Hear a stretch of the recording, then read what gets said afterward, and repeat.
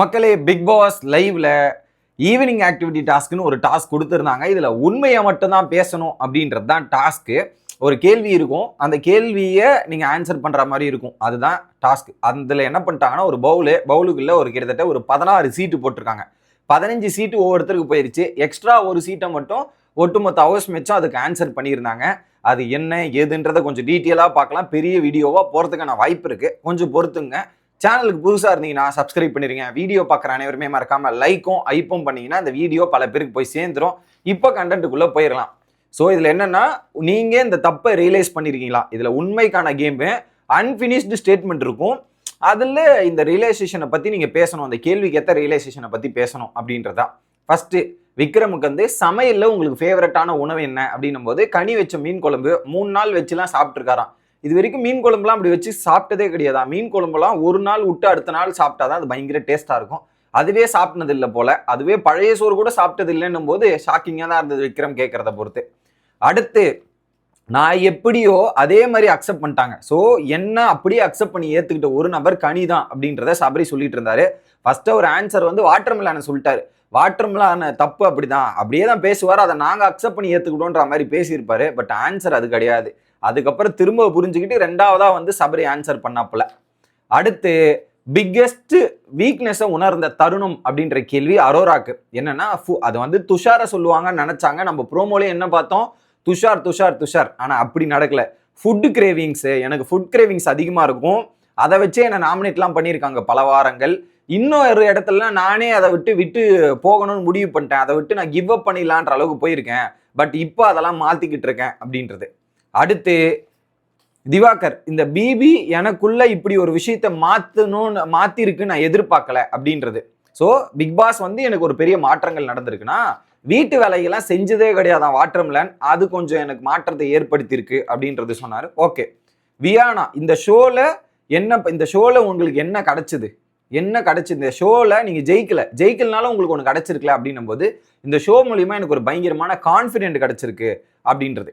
அடுத்து துஷாரு, தனிமையான உணர்ந்த தருணம் இந்த வீட்டில் இருக்கா அப்படின்னும் போது இருக்கு. நீங்க எல்லாரும் ஒரு வாட்டி பாட்டு பாடிட்டு இருக்கும்போது நான் கார்டன் ஏரியால தனிமையா இருந்தேன். அது ஏதோ ஒரு சென்ஸ் ஆஃப் செப்பரேஷன் ஃபீல் இருந்துச்சு. ஏதோ வேற ஒரு தாட்ல இருந்தேன். கண்டிப்பா தனிமைக்கான ஃபீலிங் இருந்துச்சு அப்படின்றது சொன்னாங்க. அடுத்து கலை, இந்த வீட்டில் ரீலீவ் பண்ணோம். நீங்க அந்த ஒரு மூமெண்ட்டை திரும்ப ரீவாட்ச் பண்ணணும் போது ஃபர்ஸ்ட் வீக் கலைக்கு வந்து ஒரு 11 ஓட்டு போட்டு நாமினேட் பண்ணாங்களாம். அதே அடுத்த வாரம் ஒரு பக்கம் ஒரு ஓட்டு கூட போடாம என்ன சேவ் பண்ணாங்க. ஸோ அந்த டிரான்ஸ்ஃபர்மேஷன் மோடை நான் வந்து பார்க்கணும். அது எனக்கு ரொம்ப பிடிச்சிருந்த அந்த தருணத்தை நான் ரீலீவ் பண்ணணும். அடுத்து அமித், பிபி வரலன்னா இந்த நேரத்தை எப்படி பயன்படுத்திருப்பீங்க அப்படின்னும் போது என் படத்திற்கான. ஸோ அமித் ஒரு படம் எடுக்க போறார். அந்த படத்துக்கான பாதி ஸ்கிரிப்ட் ரெடி பண்ணிருக்கார். முழுமையான ஸ்கிரிப்டை நான் ஃபினிஷ் பண்ணியிருப்பேன். எப்படி ஃபுல் ஸ்கிரிப்டை ஃபினிஷ் பண்ணியிருப்பேன். இன்னும் வந்து எனக்குள்ள இருக்கிற நிறைய டேலண்ட் இங்கே கண்டுபிடிச்சிருக்கேன். 60 டேஸாக அந்த மியூசிக் கம்போசிஷன் இருந்துச்சு. என்னால் இப்படி பேச முடியுமா, ட்ரெஸ் பண்ண முடியுமா, இந்த மாதிரி பல விஷயங்கள் நான் கற்றுட்டு இருக்கேன். ஸோ அது ஒன்று அப்படின்றதும். அடுத்து கெமி, உனக்கு இந்த ஹவுஸ்மெண்ட்ஸ் பாஸ் பண்ண கமெண்ட்ஸ்ல உங்களுக்கு மறக்க முடியாத கமெண்ட் இது வந்து நீங்க அதை எப்படி எடுத்துட்டு போறீங்கன்றதா இருக்கு. அது பாசிட்டிவாகவும் எடுக்கலாம், நெகட்டிவாகவும் எடுக்கலாம். பட் கெமி எடுத்தது வந்து பாசிட்டிவ் சென்ஸ். தலை போட்டியில கெமி வரணும் அப்படின்ற மாதிரி ஒரு டாஸ்க்ல என்ன எல்லாருமே சொன்னீங்க. அது இன்னும் என் மைண்ட்ல நிக்குது அப்படின்றது. அடுத்து அப்சரா, இந்த வீட்டில் ஒரு விஷயம் நீங்க மாத்தணும்னு நினைக்கிறது என்ன அப்படின்னும் போது, நான் பேசாம இருந்துட்டேன் 2 வாரம். நான் பயங்கரமா நல்லா பேசி இருந்தேன்னா நான் ஃபினாலே வரையும் வந்திருப்பேன். பேசாம விட்டது தான் என்னோட பெரிய தப்பு அப்படின்றது. அடுத்து பிரவீன் அவர்கள், நீங்க மற்றவங்களோட ஹேபிட்டை நீங்க டாலரேட் பண்ணது, உங்களோட ஹேபிட்டை மற்றவங்க டாலரேட் பண்ணது. இதுல குறிப்பா வாட்டர் மிலான் பேசுறதெல்லாம் செஞ்சே இல்லாம பேசுறதெல்லாம் கேட்கறதுக்கு நான் டாலரேட் பண்ணிட்டேன் ஒன்று. ரெண்டாவது, நான் ஓவர் சீன் போடுவேங்க. அதுவே நீங்க பல பேர் டாலரேட் பண்ணிருக்கீங்க. That was okay. அடுத்து பிரவீன் காந்தி, இந்த வீட்டின் மூலியமா உங்க லைஃப்ல என்ன மாறி இருக்கு அப்படின்னு பாத்தீங்கன்னா, நான் என்ன அக்செப்ட் பண்ணிக்கிறேன். நான் அக்செப்ட் பண்ணணும்னு நினைச்சிருக்கேன். ஆனால் மற்றவங்க என்ன அக்செப்ட் பண்ணணும்னு நான் எதிர்பார்த்துருக்கேன். அதெல்லாம் நினைக்கவே கூடாதுன்னு நினைச்சிருக்கேன். கண்டிப்பாக அது நியாயம்தான். அடுத்து ரம்யா, இந்த நபரோட ரிலேஷன்ஷிப்லேயே நான் எதிர்பார்க்கல. சபரி கூடலாம் நான் ரிலேஷன்ஷிப் வைப்பேன்னு 1% கூட எதிர்பார்க்கல. இப்போ சபரி கூட இருக்கிற ரிலேஷன்ஷிப் என் 2 அக்காங்களுக்கு மேல ஒரு ரிலேஷன்ஷிப் இருக்கு. ரொம்ப ஃபேவரட் அப்படின்றது சபரி. திவ்யா, ப்ரௌடா ஃபீல் பண்ண மூமெண்ட் எது என்ன அப்படின்னு பார்த்தீங்கன்னா, கிளாரிட்டி, டேரிங், நியாயமான பேச்சு, ஃபேமிலி வீட்டார் வந்து சொன்னதா இருக்கட்டும், என் கேரக்டர் இப்படிதான் பல பேர் சொல்லி நான் எனக்காக ஸ்டாண்ட் அவுட் பண்ணதா இருக்கட்டும் அப்படின்றத ப்ரௌடா ஃபீல் பண்ண மூமெண்ட்.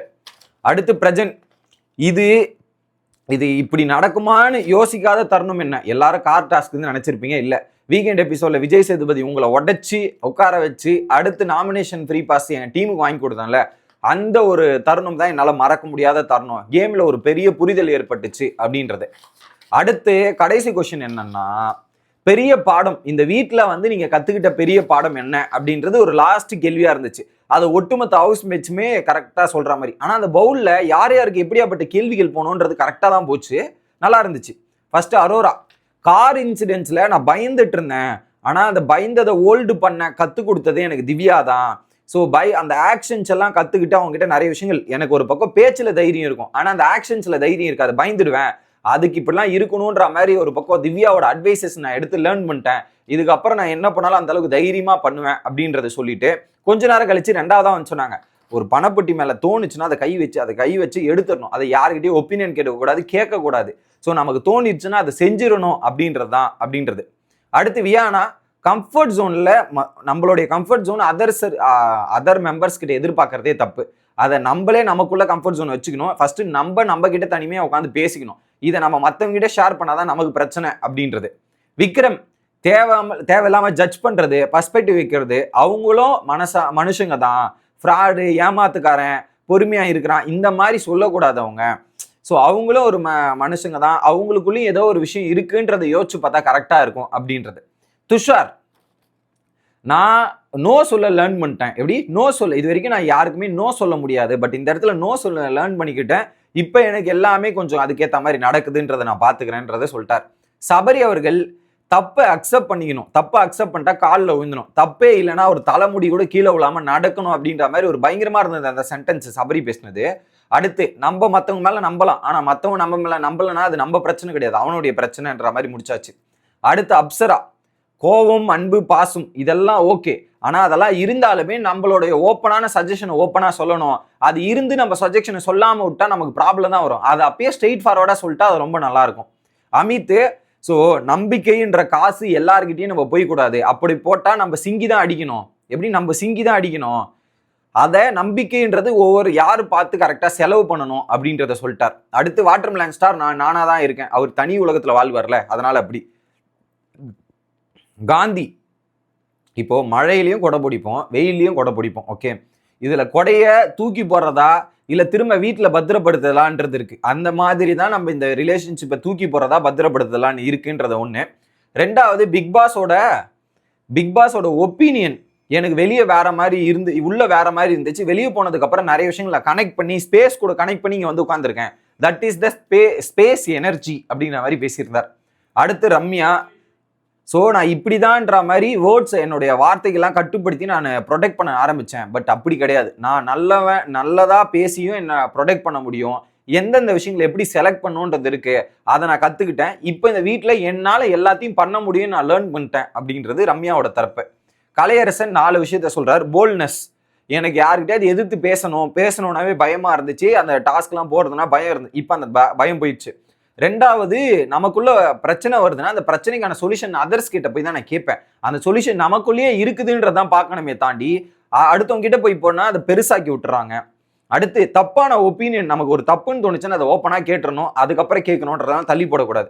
அதுக்கப்புறம் பிக் பாஸ்னால எனக்கு ஒரு வாய்ப்பு கிடைச்சா அதை பெஸ்ட் கொடுக்கணும்னு அப்ப யோசிக்கணும். அது போனதுக்கு அப்புறம் பெஸ்ட் கொடுத்து என்ன பிரயோஜனம். கெமி, ஸோ நானா இருந்து என் ஃபேமிலியில் அக்செப்ட் பண்ணிக்கிறதும் என்னை தப்பாக தான் புரிஞ்சிருக்காங்க, பட் இங்கே நானா இருந்து எல்லாருமே என்னை புரிஞ்சுக்கிட்டதும் எனக்கு அன்பு கிடைச்சதும் வேற மாதிரி இருந்தது, அது ஒன்று. ரெண்டாவது, நான் நிறைய இடத்துல மணிப்புலேட் ஆகிடுவேன். இந்த வீடு எனக்கு மணிப்புலேஷன்னா என்னன்றதை கற்றுக் கொடுத்து இப்போ வெளியே போய் யார் என்ன பண்ணாலும் எனக்கு தெளிவான கிளாரிட்டி கிடைச்சிருக்கு. அடுத்து பிரவீன் ராஜ், தன்னம்பிக்கை, நான் தன்னம்பிக்கை லேர்ன் பண்ணிட்டேன். எனக்கே என் மேலே செல்ஃப் டவுட் இருந்துச்சு, பட் இப்போ அப்படிலாம் இல்லை, நான் ஒரு ராக் ஸ்டார், சூப்பர் ஸ்டார்ன்ற அளவுக்கு ஆயிட்டேன். அடுத்து பிரஜன், ஸோ தனியாக வாழ ஸ்டார்ட் பண்ணி இப்போ தனியாக போயிட்டு என்ன எங்கேயாவது விட்டா கூட அதை வாழ ஸ்டார்ட் பண்ணிட்டேன், அது எனக்கு தெரிஞ்சிருச்சு. திவ்யா, ஒப்பீனியன், கருத்துக்கள், இங்கே ஒப்பீனியனும் கருத்துக்கள் எல்லாம் வைப்பாங்க, ஆர் மெச்சூர்டு தான். ஸோ ஒரு விஷயத்துக்காக நம்ம நிற்கும் போது அது தப்புன்னு சொன்னாலுமே நம்ம இன்னும் கொஞ்சம் ஸ்ட்ராங்காக அதை நிற்கணும், அந்த விஷயத்தில் ஸ்ட்ராங்காக ஸ்டிக் ஆன் பண்ணியிருக்கணும், ஸ்ட்ராங்காக ஸ்டிக் ஆன் பண்ணுற லெசனை நான் கற்றுக்கிட்டு இருக்கணும், அது கொஞ்சம் மிஸ் ஆயிருச்சோ அப்படின்ற மாதிரி ஃபீல் பண்ணி சொல்கிறாங்க. எந்த இடத்துல ஸ்ட்ராங்காக நிற்கணுன்ற மாதிரி சொல்கிறாங்க, இடிக்குதே சம்திங் அப்படின்ற மாதிரி தான் இருந்துச்சு. ஸோ இதுதான் ஈவினிங் ஆக்டிவிட்டியில் நடந்த டாஸ்க்கு. மக்களே, யாராவது சென்னை சர்க்கிளில் இருக்கீங்களா? ஒரே காலில இருந்து பாத்தீங்கன்னா ஒரு ஐஸ் கட்டி மாதிரி இருக்கு. ஏதோ ஒரு ஊட்டி கொடைக்கானல்ல இருந்த மாதிரி சென்னை எல்லாம் இப்படிதான் இருக்குது. உங்களுக்கு எப்படி இருக்குது அப்படின்றத கமெண்ட் செக்ஷன்ல சொல்லிருங்க. அடுத்த வீடியோல வந்து சந்திக்கிறேன். Bye guys.